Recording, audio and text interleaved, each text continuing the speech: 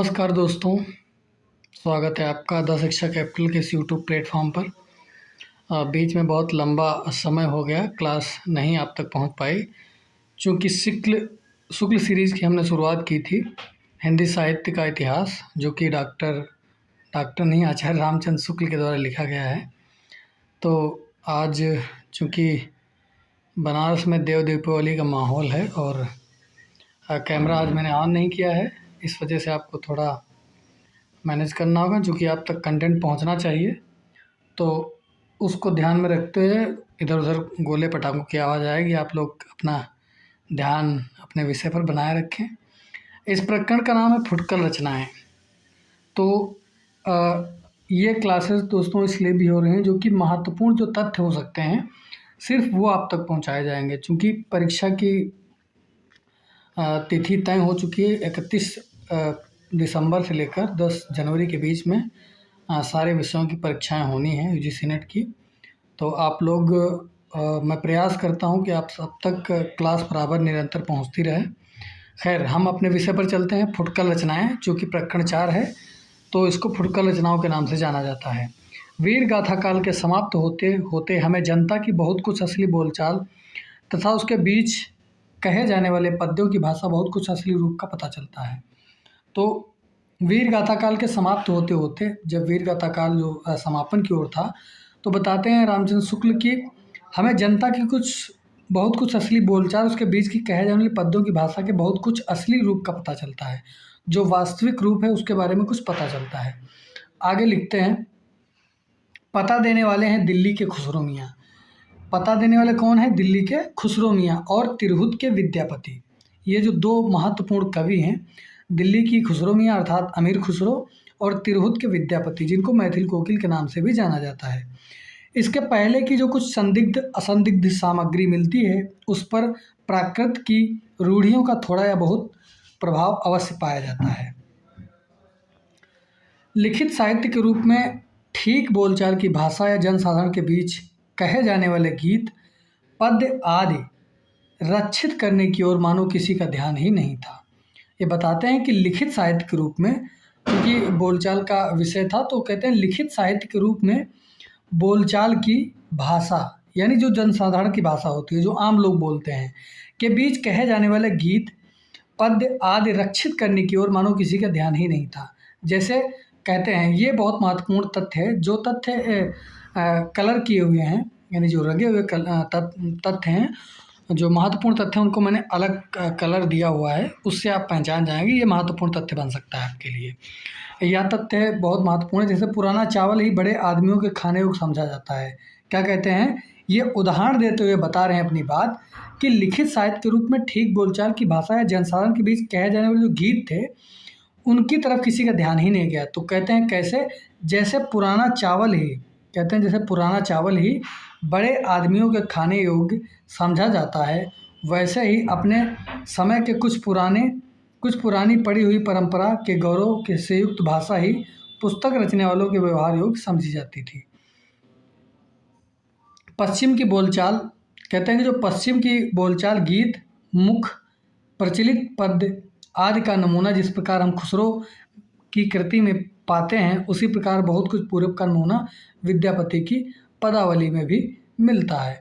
कहते हैं कि जिस प्रकार से पश्चिम की जो बोलचाल की जो भाषा है, उसको गीत, मुख, प्रचलित पद्य आदि का नमूना जिस प्रकार हम खुसरो मियाँ अमीर खुसरो की कृतियों में मिलता है, उसी प्रकार पूरब का नमूना विद्यापति की पदावली में मिलता है।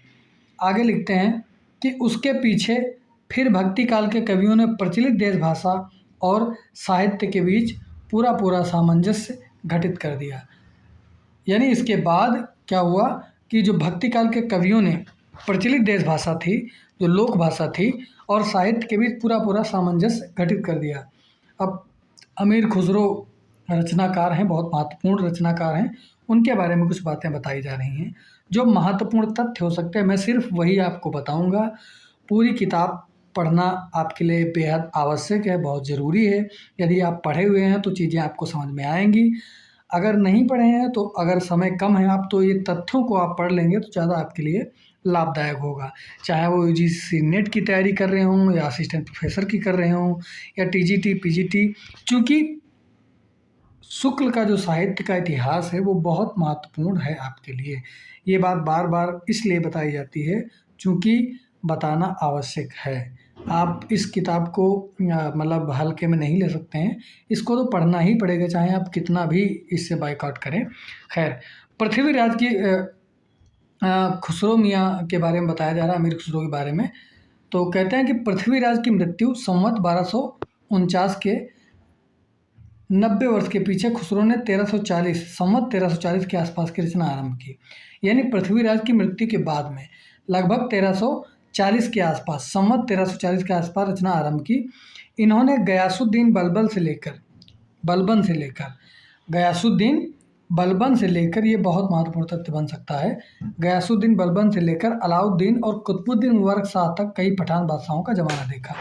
तो यह सीधा तथ्य आपसे पूछ सकता है कि गयासुद्दीन बलबन से लेकर अलाउद्दीन और कुतुबुद्दीन मुबारक शाह तक कई पठान बादशाहों का ज़माना किसने देखा था? तो आप सीधा लगा सकते हैं अमीर खुसरो, क्योंकि इतने सम्राटों के साथ इन्होंने अपनी कविताएं करी थी, अपने राज्य में इन्होंने काम किया था। ये फारसी के बहुत अच्छे ग्रंथकार और अपने समय के नामी कवि थे। ये बहुत महत्वपूर्ण तथ्य आपके लिए बन सकता है क्या, पूछा ही जाता है। ये फारसी के बहुत अच्छे ग्रंथकार, ये तथ्य जो महत्वपूर्ण हो सकते हैं वो मैंने इसलिए अलग से रखे हुए हैं ताकि आप उन पर थोड़ा विशेष ध्यान दें। एक दो बार अगर इन तथ्यों को ही पढ़ लेंगे तो आपके लिए बहुत महत्वपूर्ण बन सकता है। ये फारसी के बहुत अच्छे ग्रंथकार और अपने समय के नामी कवि थे। इनकी मृत्यु संवत 1381 में हुई। ये बड़े ही विनोदी, मिलनसार और सहृदय थे, यानी बहुत ही विनोदपूर्ण, हंसमुख बातें करने वाले थे, मिलनसार थे, लोगों से मिलते थे, सहृदय थे, कवि थे तो जाहिर सी बात है सहृदय तो हो गए ही। इसी से जनता की सब बातों में पूरा योग देना चाहते थे। इसीलिए जो आम जन की भाषा होती है उनमें इन्होंने पहेलियाँ, मुकरियाँ, गीत, गज़ल जो भी लिखे हैं, क्योंकि आप सब जानते हैं कि गज़ल की शुरुआत अमीर खुसरो से ही मानी जाती है। जिस ढंग के दोहे, तुकबंदियाँ, पहेलियाँ आदि जनसाधारण की बोलचाल में इन्हें प्रचलित मिली, उसी ढंग के पद्य, पहेलियाँ आदि कहने की उत्कंठा इन्हें भी हुई। यानी जिस ढंग से दोहे, जिस तरीके से दोहों में बात की जाती थी, रचनाएं जो दोहा चलता था, तुकबंदियाँ होती थी, पहेलियाँ लिखी जाती थी, साधारण जनता की बोलचाल में इन्हें प्रचलित मिली, मतलब जो प्रचलित चल रही थी उसी ढंग के पद्य बनाए उन्होंने, पहेलियाँ बनाई, आदि कहने की उत्कंठा इन्हें भी हुई। इनकी पहेलियाँ और मुकरियाँ प्रसिद्ध हैं। क्या है? इनकी पहेलियाँ, मुकरियाँ प्रसिद्ध हैं। इनमें उक्त वैचित्र की प्रधानता है, यानी एक विचित्र बात लिखते हैं पहेलियों में। यद्यपि कुछ रसीले गीत और दोहे भी इन्होंने कहे हैं, कुछ रसीले दोहे जिनमें सरस होता है और दोहे भी कहे हैं इन्होंने। आगे लिखते हैं, यहाँ इस बात की ओर ध्यान दिला देना आवश्यक है। कहते हैं यहाँ इस बात की ओर ध्यान दिला देना आवश्यक है। प्रतीत होता है कि काव्य भाषा का ढांचा अधिकतर सौरसेनी या पुरानी ब्रजभाषा का ही बहुत काल से चला आता था। यानी जो काव्य भाषा थी उसका ढांचा अधिकतर सौरसेनी या पुरानी ब्रजभाषा का ही बहुत काल से चला आता था। पुराने जो परंपरा चली आ रही थी उसमें सौरसेनी या पुरानी ब्रज का ही बहुत काल से चला आता था। अतः जिन पश्चिमी प्रदेशों की बोलचाल खड़ी होती थी, बोलचाल की जो भाषा तो खड़ी होती थी, उनमें भी जनता के बीच प्रचलित पद्यों, तुकबंदियों आदि की भाषा ब्रजभाषा की ओर झुकी हुई रहती थी। अभी भी यह बात पाई जाती है। इसी से खुसरो की हिंदी रचनाओं में भी दो प्रकार की भाषा पाई जाती है। दो प्रकार की भाषाएं कौन कौन सी पाई जाती हैं? एक तो ठेठ खड़ी बोलचाल की भाषा है। क्या है? एक ठेठ खड़ी बोलचाल की भाषा पहेलियाँ हैं, मुकरियाँ और दो सुखनों में ही मिलती हैं। ठेठ खड़ी बोलचाल पहेलियाँ और मुकरियों तथा दो सुखनों में ही मिलती हैं। यद्यपि उनमें भी कहीं कहीं ब्रजभाषा की झलक है, पर गीतों और दोहों की भाषा ब्रजभाषा मुख्य प्रचलित काव्य भाषा ही रही है। यही ब्रजभाषापन देख उर्दू साहित्य के इतिहास लेखक प्रोफेसर आज़ाद को यह भ्रम हुआ था कि ब्रजभाषा से खड़ी बोली अर्थात उसका अरबी फारसी ग्रस्त रूप उर्दू निकल पड़ी है। यानी जो ब्रजभाषापन को देखते हुए उर्दू साहित्य के जो इतिहासकार प्रोफेसर आज़ाद रहे हैं, उनको यह भ्रम हुआ था कि ब्रजभाषा से ही खड़ी बोली निकल पड़ी है, अर्थात जो अरबी फ़ारसी ग्रस्त रूप उर्दू था वो उसका जो जन्म मानते थे वो खड़ी बोली से मानते थे। आगे लिखते हैं, खुसरो के नाम पर संग्रहित पहेलियों में कुछ प्रक्षिप्त और पीछे से जुड़ी पहेलियाँ भी मिल गई हैं, इनमें संदेह नहीं।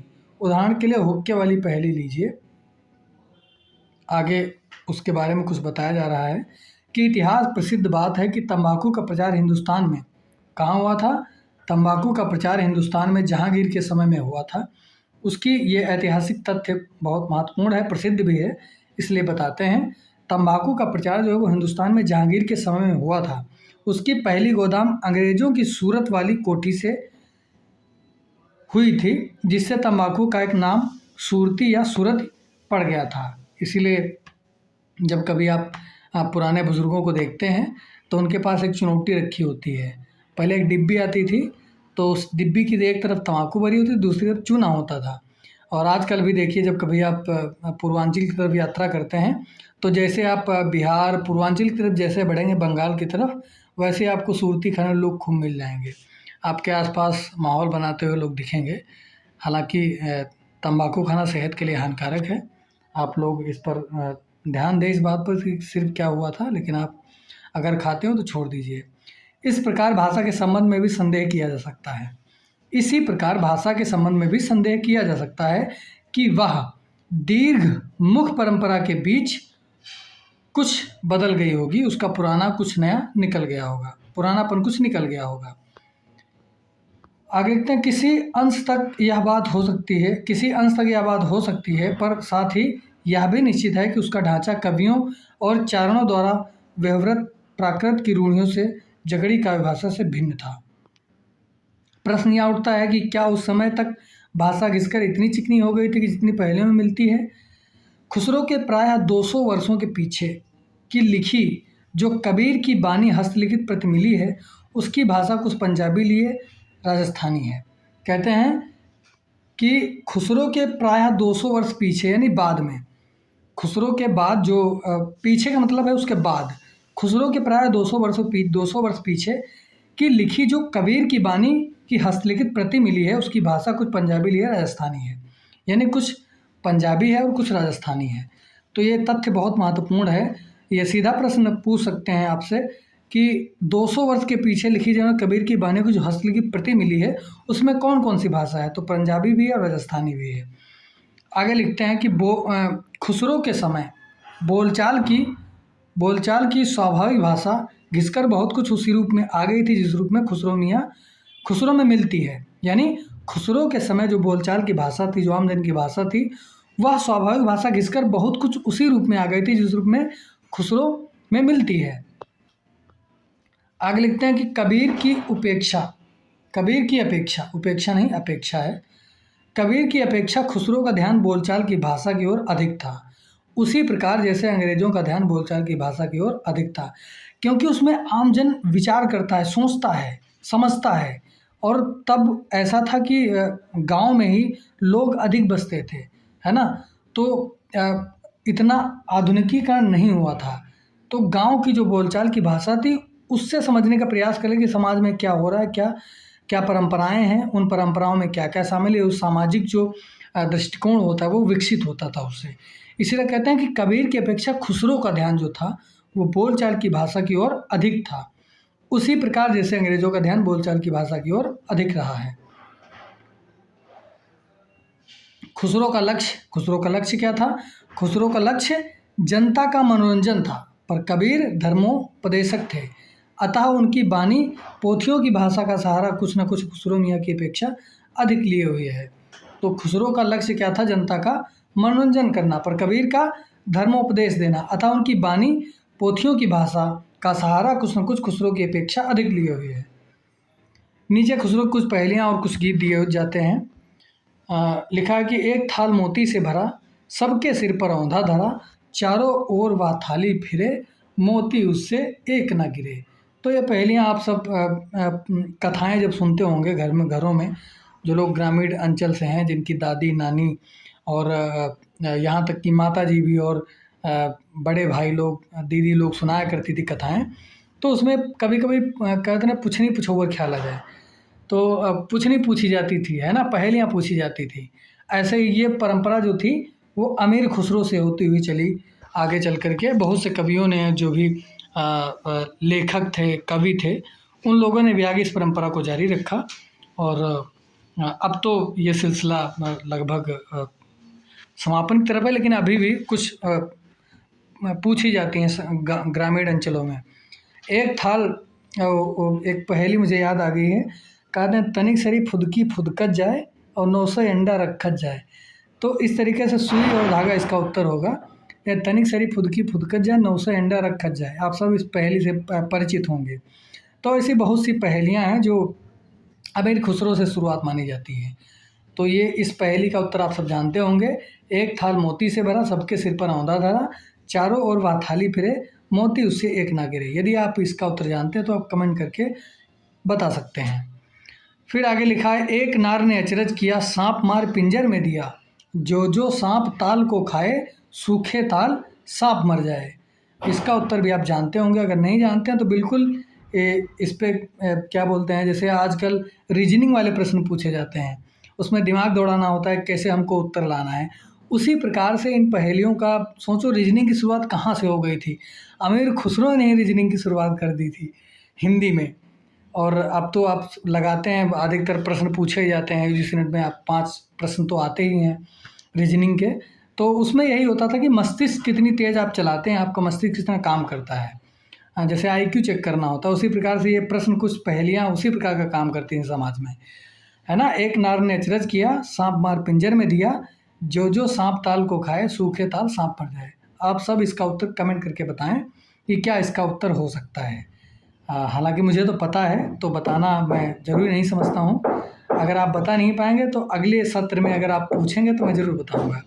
आप उत्तर देने का प्रयास करिए। ये कुछ जो पहेलियाँ महत्वपूर्ण हैं, इसीलिए यहाँ पर जो महत्वपूर्ण है वो लेकर के मैं आया हूँ। इनको पढ़ना जानना बहुत ज़रूरी है।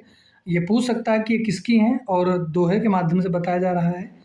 अगली पहेली है, एक नार दो को ले बैठी, टेढ़ी होके बिल में बैठी, जिसके बैठे उसे सुहाए, खुसरो उसके बल बल जाए। क्या लिखते हैं कि एक नार दो को ले बैठी। बिल्कुल अटपटी भाषा में कहा जा रहा है। यथार्थ में जाएंगे तो इसका बड़ा अलग तरीके से हंसमुख लगेगा। एक नार दो को ले बैठी, टेढ़ी होके बिल में बैठी, जिसके बैठे उसे सुहाए, खुसरो उसके बल बल जाए। तो इसका उत्तर भी आप कमेंट करके बता सकते हैं। अगर नहीं बताना चाहते हैं तो आप मत बताइए, मैं बता रहा हूँ आपको। अब ये मत कहिए कि इसको पता है, इसको बता दिया, उसको पता नहीं तो उसको नहीं बताया है। खैर, मैं ये भी नहीं बताऊँगा, आप ही टिप्पणी करके बताइए। एक नार, यदि आप इन सारे प्रश्नों का, इन पहेलियों का उत्तर नहीं जानते हैं तो आप टिप्पणी करके पूछ सकते हैं, कमेंट करके बता सकते हैं। नहीं बता सकते हैं तो मैं अगले सत्र में इसको बता दूंगा। एक नार दो को ले बैठी, टेढ़ी होके बिल में बैठी, जिसके बैठे उसे सुहाए, खुसरो उसके बल बल जाए। अगली पहेली की तरफ आपका ध्यान चाहूँगा। ये बहुत महत्वपूर्ण है। मैं अपने घर पे गया था तो छोटे छोटे बच्चे थे, मैंने उनसे पूछा उत्तर इसका कि बताइए, अर्थ तो इसका बूझेगा और मुंह देखो तो सूझेगा। तो बहुत सब दिमाग लगाया, ज़रूर कोई नहीं कुछ बता पा रहा था। तो इसका उत्तर आप चाहें तो मैं बता सकता हूँ। चाहें क्या, मैं ही चाहूँगा तभी आप बता पाएंगे। तो इसका उत्तर है दोस्तों, अर्थ तो इसका बूझेगा मतलब समझेंगे आप। अर्थ तो इसका समझ में आएगा, अर्थ तो इसका बूझेगा, मुंह देखो तो सूझेगा। अगर ये आप मुंह देखोगे तो सूझेगा। तो क्या होगा किसका उत्तर? इसका उत्तर दर्पण होगा, आईना होगा, है ना। इसका उत्तर क्या होगा? दर्पण। अर्थ तो इसका बूझेगा, जब अर्थ आप देखें तो इसका समझ में आएगा, मुंह देखो तो सूझेगा। बहुत ही अच्छी पहेली है, आप कहीं भी पूछ सकते हैं अपने आसपास परिवेश में रहते हुए। देखो कौन बता पाता है। तो अगली बात लिखी हुई है कि ऊपर के शब्दों में खड़ी बोली का कितना निखरा हुआ रूप है। अब इसके स्थान पर ब्रज भाषा का रूप देखिए। जो ऊपर की पहेलियाँ वो खड़ी भाषा की हैं, खड़ी भाषा में लिखी गई हैं, खड़ी बोली में। तो जो ऊपर की पहेलियाँ हैं जो कुछ महत्वपूर्ण हैं वो मैंने आपको बता ही दी है। एक थाल मोती से भरा, इसमें बिल्कुल खड़ी बोली का प्रयोग हुआ है, इसलिए बता रहे हैं कि ऊपर के शब्दों में खड़ी बोली का कितना निखरा हुआ रूप है। अब इसके स्थान पर ब्रज भाषा का रूप देखिए, पहेलियाँ हैं उसमें भी ब्रज भाषा का प्रयोग किया हुआ है। चूक भई कुछ वासों ऐसी, देश छोड़ भयो परदेसी। क्या पूछते हैं कि चूक भई वासों ऐसी, यानी उससे ऐसी चूक हुई है, देश छोड़ भयो परदेसी। इसका उत्तर तो मैं भी नहीं जानता हूँ, यदि आप जानते हैं तो अवश्य टिप्पणी करके बताएं। एक नार पिया को भानी, तन वाको सगरा ज्यों पानी। एक नार पिया को भानी, तन वाको सगरा ज्यों पानी। चाम मास वाके नहीं नेक, चाम मास वाके नहीं नेक, हाड़ मास में वाके छेक, और मोह अचंभो आवत ऐसे, वामे जीव बसत है कैसे। इसका उत्तर क्या हो सकता है? शायद घोंघा हो सकता है, जो नदियों में आप देखते हैं उसमें चाम मास वाके नहीं छेक। अब मेरी समझ से तो यही उत्तर होना चाहिए, यदि आपको कोई दूसरा उत्तर है तो अवश्य टिप्पणी करके बताएं। चाम मास वाके नहीं नेक, मतलब उसका चमड़ा और जो मांस होता है उसका अच्छा नहीं है। हाड़ मांस में वाके छेक, मोह अचंभो आवत ऐसे, वामे जीव बसत है कैसे। ना मतलब चाम मांस उसके होता नहीं है, तो मेरी समझ से घोंघा ही होता है। उस पर बिल्कुल पत्थर की तरह होता है। हाड़ मांस में वाके छेक, और उसमें छेद होता है। मोह अचंभो आवत ऐसे, मुझे तो अचंभो ऐसा लगता है कि वामे जीव बसत है कैसे, लेकिन उसमें जीव बसता कैसे है। तो अब नीचे के दोहे आगे लिखते हैं कि अब नीचे के दोहे और गीत बिल्कुल ब्रजभाषा अर्थात मुख प्रचलित काव्य भाषा में देखिए। जो प्रचलित काव्य भाषा है उसमें देखिए नीचे जो दिए हुए हैं। क्या दिया हुआ है कि उज्जवल बरन अधीन तन, एक चित्त दो ध्यान, देखन में तो साधु है, निपट पाप की खान। ये बिल्कुल दोहे एकदम रिदम में भी हैं और पहेलियाँ भी पूछी जा रही हैं। दो तरीके से बातें इसमें कही जा रही है। उज्ज्वल बरन अधीन तन, एक चित्त दो ध्यान, देखन में तो साधु है, निपट पाप की खान। तो कहते हैं उज्जवल बरन, उसका बरन कैसा, उसकी जो रूपरेखा है, जो उसका शरीर है वो कैसा है, उज्जवल है। अधीन तन है ना, एक चित्त दो ध्यान, चित्त तो एक है, मस्तिष्क तो एक है, दिमाग तो एक है, लेकिन दो ध्यान लगाए हुए हैं। देखन में तो साधु है, निपट पाप की खान। तो इसका उत्तर बगुला हो सकता है। अगर ये नहीं है उत्तर तो आप बताइए क्या उत्तर हो सकता है। फिर आगे लिखते हैं खुसरो रैन सुहाग की, जागी पी के संग। खुसरो रैन सुहाग की, जागी पी के संग, तन मेरो मन पीऊ को, दो भय एक रंग।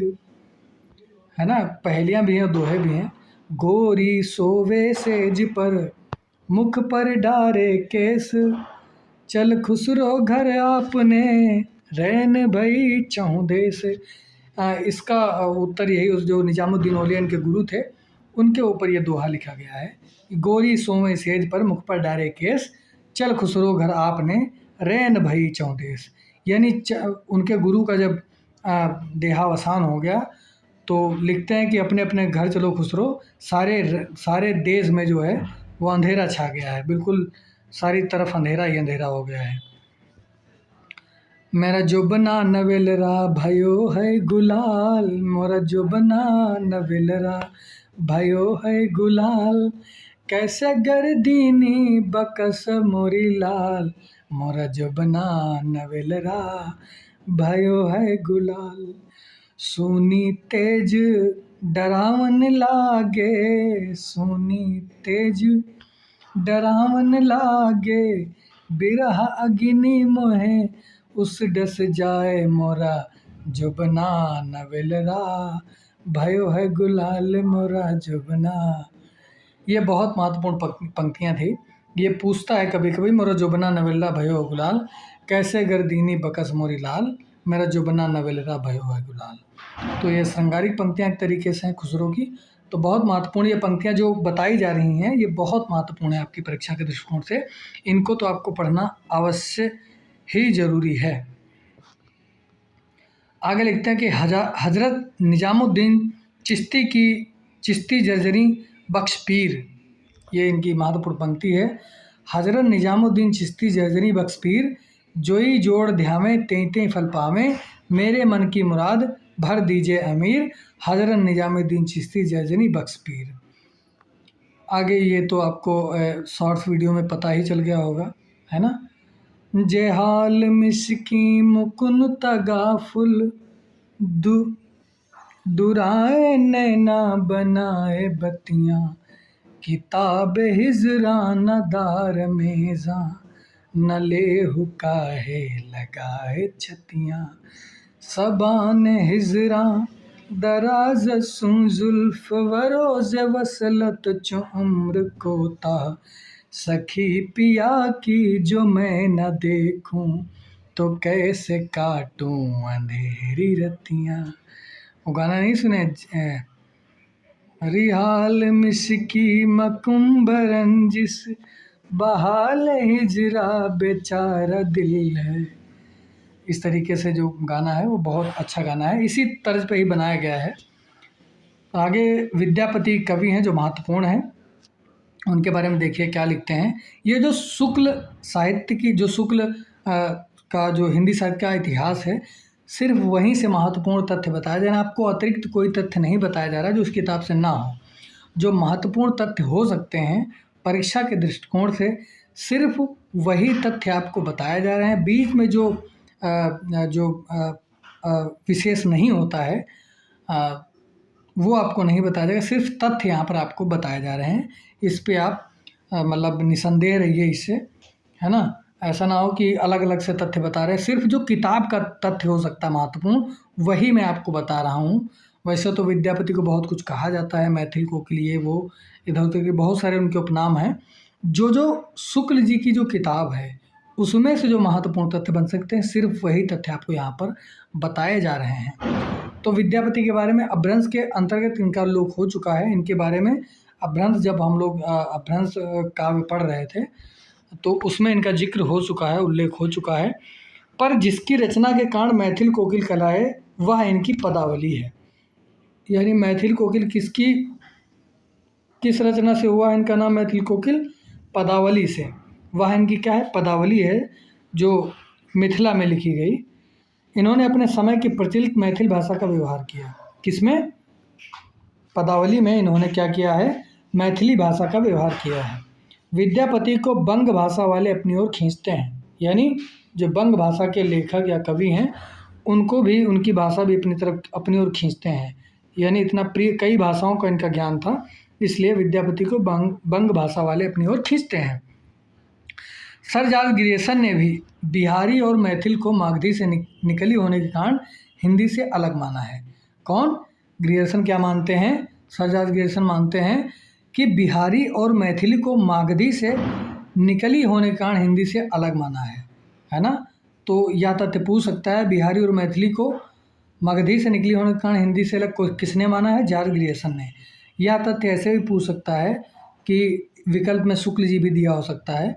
तो यह तथ्य बहुत महत्वपूर्ण आपके लिए बन सकता है कि बिहारी और मैथिली को मागधी से निकलने होने के कारण हिंदी से अलग माना है किसने? जॉर्ज ग्रियर्सन ने माना है। आगे लिखते हैं, पर केवल भाषा शास्त्र की दृष्टि से कुछ प्रत्ययों के आधार पर ही साहित्य सामग्री का विभाग नहीं किया जा सकता है। कहते हैं केवल भाषा शास्त्र की दृष्टि से, केवल भाषाई स्तर से ही कुछ प्रत्ययों के आधार पर ही साहित्य सामग्री का विभाग बांटा नहीं जा सकता है। कोई भाषा कितनी दूर तक समझी जाती है इसका विचार भी तो आवश्यक होता है। कहते हैं कि कोई भाषा कितनी दूर तक समझी जाती है इसका विचार भी तो आवश्यक होता है। सिर्फ भाषाई विभाग करने से ही नहीं हो जाता सब कुछ। किसी भाषा का समझा जाना अधिकतर उसकी शब्दावली, वोकैबुलरी पर अवलंबित होता है, आधारित होता है। यदि ऐसा ना होता तो उर्दू और हिंदी का एक ही साहित्य माना जाता। कहते हैं कि किसी भाषा का समझा जाना अधिकतर उसकी शब्दावली पर अवलंबित होता है, आधारित होता है। यदि ऐसा ना होता तो उर्दू हिंदी एक ही साहित्य माना जाता। अलग अलग क्यों माना जाता अगर ऐसा ना होता? फिर लिखते हैं कि खड़ी बोली, बांगरू, ब्रज, राजस्थानी, कन्नौजी, बैसवारी, अवधी इत्यादि रूपों में जो प्रत्ययों का परस्पर इतना भेद होते हुए भी सब हिंदी के अंतर्गत मानी जाती हैं। मतलब इतना भेद होते हुए भी सब किसके अंतर्गत, हिंदी खड़ी बोली के अंतर्गत माना जाता है। कैसे, बांगरू, ब्रज, राजस्थानी, कन्नौजी, बैसवारी, अवधी इत्यादि रूपों और प्रत्ययों का मतलब कितना अ, अ, अद्भुत दृश्य है कि इधर पश्चिम में चले जाइए दिल्ली तक, है ना, इधर आ जाए पूरब में लगभग बनारस के आसपास, तो खड़ी बोली का जो रूप है विभिन्न बोलियों में बटा हुआ है। तो उनके सबके होते हुए भी हिंदी के ही अंतर्गत मानी जाती हैं। इनके बोले जाने वाले एक दूसरे की बोली समझते हैं। तो लगभग इस उत्तर प्रदेश की जो लगभग भाषाएं जो सीमांत एरिया है, सीमांत जो क्षेत्र हैं, वहाँ से जो है भाषाएं लगभग हर राज्यों की बोलियां मिलती हैं। अब तो लोग आवागमन रहता है, तो आप ट्रेन में बैठे हों, बस में बैठे हों, बातचीत से ही समझ जाएंगे कौन कहाँ का है ना। तो बहुत अच्छा भी लगता है जब कोई इधर उधर की भाषाएं बोलता है कि हमको आपकी बात अच्छी लगती है। तो गीत अब तो देख ही रहे हैं भोजपुरी कितना वर्ल्ड लेवल पे पहुंच रहा है ना। तो ये भाषा की अपनी ताकत है, अपनी अपनी समझ है। जिस तरीके से बाबा तुलसीदास अवधि में रामचरितमानस लिख करके गए हैं, और वो कहाँ कहाँ बोली जाती है, कहाँ कहाँ पढ़ी जाती है, उसको लोग बोलने वाले, पढ़ने वाले, सुनने वाले बहुत से वैश्विक भाषा का रूप ले रही है ना। विदेशों में भी अवधि बोली और समझी जाती है कहीं कहीं पे। इतने बोलने वाले एक दूसरे की बोली समझते हैं, है ना। जैसे बनारस, गाजीपुर, इन सब की यात्रा आप किए हुए हैं तो आप समझ रहे होंगे। बनारस, गाजीपुर, गोरखपुर, बलिया आदि जिलों में आयल का आइल, गयल का गइल, हमार, तोहार आदि बोले जाने पर भी वहाँ की भाषा हिंदी के सिवा दूसरी नहीं कही जा सकती है। कारण यह है शब्दावली की एकता। क्या कारण हो सकता है? शब्दावली की एकता। अतः जिस प्रकार हिंदी साहित्य बीसल देव रासों पर अपना अधिकार रखता है, उसी प्रकार विद्यापति की पदावली पर भी। क्या कहते हैं कि जिस प्रकार हिंदी साहित्य बीसल देव रासों पर अपना अधिकार रखता है, उसी प्रकार विद्यापति की पदावली पर भी रखता है। विद्यापति के पद अधिकतर श्रृंगार के ही हैं, जिनमें नायिका और नायिका राधा कृष्ण हैं। क्या है? ये तथ्य बहुत महत्वपूर्ण है। विद्यापति के पद अधिकतर क्या है? श्रृंगार के ही हैं, जिनमें नायक और नायिका राधा और कृष्ण हैं।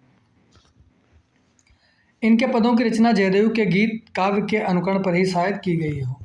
अनुमान अपना व्यक्त करते हैं कि इनके पदों की रचना जो है जयदेव के गीत काव्य के अनुकरण पर ही शायद की गई हो।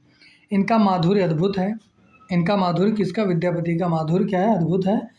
विद्यापति शैव थे, है ना, शैव धर्म इन्होंने अपनाया था।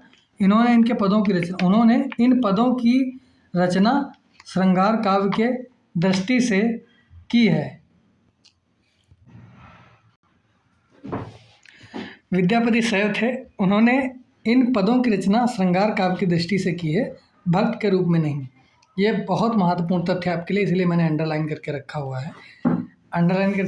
उन्होंने इन पदों की रचना, जो आगे पद लिखे हैं, पदावली की बात हो रही है यहाँ पर, जो उन्होंने पद लिखे हैं वो श्रृंगार काव्य की दृष्टि से किए हैं, भक्त के रूप में नहीं। शुक्ल जी ऐसा मानते हैं कि इनके पदों की जो रचना है पदावली की, वो श्रृंगार काव्य की दृष्टि से की है, भक्त के रूप में नहीं। विद्यापति को कृष्ण भक्तों की परंपरा में न समझना चाहिए। शुक्ल जी ऐसा मानते हैं कि विद्यापति को कृष्ण भक्तों की परंपरा में समझना नहीं चाहिए। आगे लिखते हैं, जो महत्वपूर्ण तथ्य, चर्चित तथ्य है, इसको आप लोगों ने बहुत अच्छे से पढ़ा हुआ होगा, आपको याद भी होगा, और ये यूजीसी नेट में पूछा भी गया है। कब पूछा गया है नहीं मालूम। आध्यात्मिक रंग के चश्मे आजकल बहुत सस्ते हो गए हैं। जैसे कुछ लोग विद्यापति को कृष्ण भक्त भी मानते हैं, लेकिन शुक्ल जी ऐसा नहीं मानते हैं, कि कहते हैं वो श्रृंगारिक पद हैं पदावली के, और भक्त रूप में उस भक्ति की दृष्टि से उनको नहीं देखना चाहिए, श्रृंगारिक पद हैं वो। तो लिखते हैं कि आध्यात्मिक रंग के चश्मे आजकल बहुत सस्ते हो गए हैं। उन्हें चढ़ाकर जैसे कुछ लोगों ने गीत गोविंद के पदों को आध्यात्मिक संकेत बताया है, वैसे ही विद्यापति के पदों को भी। ये तथ्य आपके लिए बहुत महत्वपूर्ण है, इसलिए मैंने इसको अंडरलाइन करके रखा हुआ है, और आप इससे परिचित होंगे। यदि आप 1-2 बार पढ़े हुए होंगे तो इसको आप जरूर जानते होंगे इसके बारे में। सूर आदि कृष्ण भक्तों के श्रृंगारिक पदों को भी ऐसे लोग आध्यात्मिक व्याख्या चाहते हैं। यानी आगे और बात अपनी बढ़ाने के लिए कह रहे हैं कि सूर आदि कृष्ण भक्तों के श्रृंगारिक पदों को भी ऐसे लोग आध्यात्मिक व्याख्या चाहते हैं। है ना। पता नहीं बाल लीला के पदों को वे क्या करेंगे। इस संबंध में यह अच्छी तरह समझ रखना चाहिए कि क्या समझ रखना चाहिए कि लीलाओं का कीर्तन कृष्ण भक्ति का एक प्रधान अंग है। ऐसा शुक्ल जी का विचार है। जब आप अन्य पुस्तकों को पढ़ेंगे, जैसे बच्चन सिंह का इतिहास है, दूसरा साहित्य का इतिहास और अन्य जो साहित्य की किताबें हैं, उनमें इनको भक्त भी माना गया है। कुछ लोग भक्त कवि मानते हैं विद्यापति को, कुछ लोग श्रृंगार का कवि मानते हैं। तो सबकी अपनी अपनी आलोचना दृष्टि है।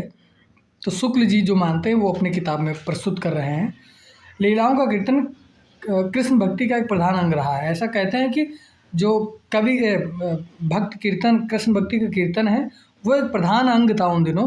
तो इसीलिए कवि लोग उनको आधार मान के रचनाएं करते थे। जिस रूप में लीलाएं वर्णित हैं, जिस रूप में लीलाओं का वर्णन किया गया है, उसी रूप में उनका ग्रहण हुआ है और उसी रूप में वे गोलोक में नित्य मानी गई हैं। जहाँ वृंदावन, यमुना, निकुंज, कदम्ब, सखा, गोपिकाएँ आदि सब नित्य रूप में हैं। इन लीलाओं का दूसरा अर्थ निकालने की आवश्यकता नहीं है। अपनी एक बात को जोड़ देने के लिए कई सारे उदाहरणों को प्रस्तुत करते हुए शुक्ल जी आगे लिख रहे हैं कि विद्यापति संवत 1460 में तिरहुत के राजा शिव सिंह के यहाँ वर्तमान थे अर्थात किसके शासनकाल में थे? राजा शिव सिंह। उनके 2 पद नीचे दिए जाते हैं। पद कौन कौन से 2 पद उन्होंने लिखे हुए हैं विद्यापति ने, उसके बारे में बता रहे हैं। सरस वसंत समय भल पावली, दक्षिण पवन बह धीरे, सपना रूप वचन एक भाषी मुख से दूर करुचीरे, तोहर बदन सम चाँद होआ भी नहीं, कयो जतन बिह केला, कै बेरी काट बनवल नव के, तयो तुलित नहीं भेला, लोचन तू कमल नहीं भय सक, जे जग के नहीं जाने, फिर जाए लुकने जल माहे, पंकज निज अपमाने, भन विद्यापति सुन बर जोवते, ई सम लक्ष्मी समाने, राजा शिव सिंह। यहाँ पे जिक्र आ गया है, राजा शिव सिंह रूप नारायण, लखिमा दे प्रतिभाने। आगे लिखते हैं, कलि कहल पिय सांझ है रे, जा इव मई मारु देश, मोए अभागिल नहीं जानल रे, संग जैत्यों जोगिन वेश, हृदय बड़ दारुण रे, पिया बिनु विरहि न जाय, एक शयन सखि सूतल रे, अपठल भलब निशिभोर, न जानल कत खन तज गेल, बिखुरल चकवा जोर, सूनी सेज पिया साइल रे, पिय बिनु घर मोए आज, विनती करहूँ सुसहेलिन रे, मोहि देहि अगिरह साज, विद्यापति कवि गावल रे, आव मिलत पिय तोर, लखिमा देई बर नागर रे, राय शिव सिंह नाहि भोर। मोटे हिसाब से वीरगाथा काल महाराज हमीर के समय तक ही समझना चाहिए। यह तथ्य आपके लिए बहुत महत्वपूर्ण हो सकता है कि क्या लिखते हैं कि मोटे हिसाब से, यानी एक मोटा मोटी जो उनका अपना मानना है, वो कहते हैं मोटे हिसाब से वीरगाथा काल महाराजा हमीर के समय तक ही समझना चाहिए। तो ये प्रश्न आपसे पूछ सकते हैं, यह तथ्य महत्वपूर्ण बन सकता है कि वीरगाथा काल का समय कहाँ तक समझना चाहिए। शुक्ल जी के अनुसार हमीर तक, महाराजा हमीर के समय तक ही समझना चाहिए। उसके उपरांत आगे जो बात लिखते हैं कि उसके उपरांत मुसलमानों का साम्राज्य भारत में स्थिर हो गया और हिंदू राजाओं को ना तो आपस में लड़ने का उतना उत्साह रहा, ना मुसलमानों से। जनता की चित्तवृत्ति बदलने लगी और विचारधारा दूसरी ओर चली गई। पर इससे यह ना समझना चाहिए कि हमीर के पीछे किसी वीर काव्य की रचना ही नहीं हुई। समय समय पर इसी प्रकार के अनेक काव्य लिखे गए। मतलब ऐसा आगे बात लिखते हैं कि बिल्कुल समाप्त नहीं मानना चाहिए, लेकिन जो मोटे हिसाब से वो वीरगाथा काल हमीर रासों तक समझना चाहिए। आगे लिख रहे हैं कि ऐसा नहीं है कि मतलब राजाओं को ना तो आपस में लड़ने का उतना उत्साह रहा, ना मुसलमानों से। जनता की चित्तवृत्ति बदलने, मतलब धीरे धीरे बदलने लगी और फिर क्या हुआ, विचारधारा दूसरी ओर चली गई। पर इससे यह नहीं समझना चाहिए कि हमीर रासों के पीछे कोई वीर काव्य लिखा नहीं गया, रचना नहीं हुई। समय समय पर इस प्रकार के अनेक काव्य लिखे भी गए हैं। हिंदी साहित्य के इतिहास की एक विशेषता यह भी रही है कि एक विशिष्ट काल में किसी रूप की जो काव्य सरिता वेग से प्रवाहित हुई, वह यद्यपि आगे चलकर मंद गति से बहने लगी और 900 वर्षों के हिंदी साहित्य के इतिहास में हम उसे कभी सर्वथा सूखी हुई नहीं पाते हैं। ये इस प्रकरण का अंतिम तथ्य है जो महत्वपूर्ण हो सकता था आपके लिए। कहते हैं या हिंदी साहित्य के इतिहास की एक विशेषता यह भी रही है कि विशिष्ट काल में कहते हैं कि विशिष्ट काल में किसी रूप की जो काव्य सरिता वेग से प्रवाहित हुई वह आगे यद्यपि चलकर मंद गति से बहने लगी, मतलब थोड़ी मध्यम गति पड़ गई, पर 900 वर्षों के हिंदी साहित्य के इतिहास में हम उसे कभी सर्वथा सूखी हुई नहीं पाते हैं, बिल्कुल समाप्त नहीं पाते हैं। तो यह प्रकरण यहीं पर संपन्न होता है। अगला प्रकरण अगले विषय के साथ में हम आपके साथ हाजिर होंगे। तब तक के लिए धन्यवाद। आप टिप्पणी कर सकते हैं जो पहेलियाँ पूछी गई हैं, और मतलब जो महत्वपूर्ण हो सकता है वो मैंने प्रयास किया है। आप लोग टिप्पणी करके हमें ज़रूर अवगत कराएं कि कक्षाएं कैसी लग रही हैं। थोड़ा बीच में विलम्ब हो गया है ना, कुछ निजी कारण थे और बीच में दीपावली इत्यादि जैसे पर्व पड़ गए, तो उस बीच में थोड़ी निजी समस्याएं थी, उस वजह से क्लास नहीं ले पाया। और अब निरंतर आपको कोशिश रहेगी, प्रयास रहेगा कि आपको कक्षाएं मिलती रहें। बहुत बहुत धन्यवाद।